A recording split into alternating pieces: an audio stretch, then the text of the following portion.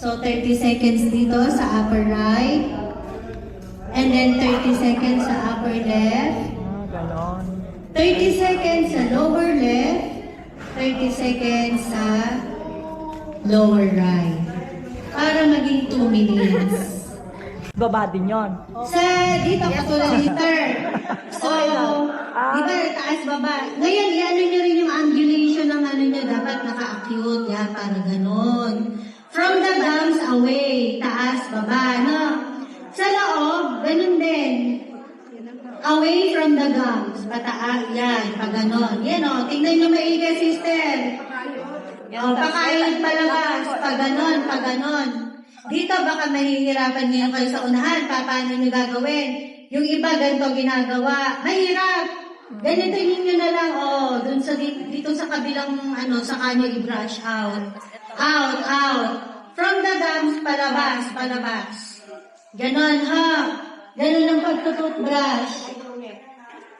Paikot-ikot lang, walang gaganon. Hindi po pwede. Very, very hindi talaga pwede yung ganito, yung ganon.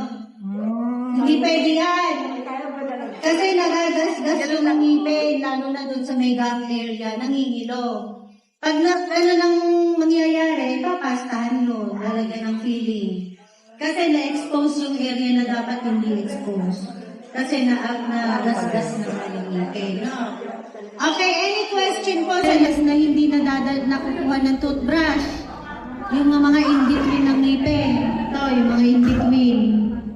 Minsan, hindi nakukuha yung mga tinga dyan. So, ang kukuha dyan yung floss. Kaya, nagpo-floss din tayo after mag-toothbrush, nagpo-floss din tayo.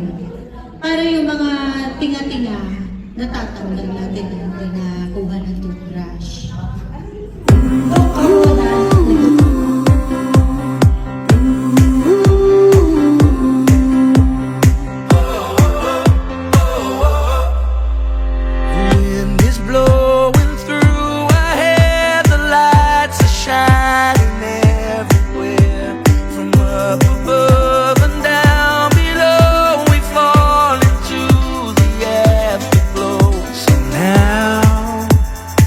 This is the perfect night.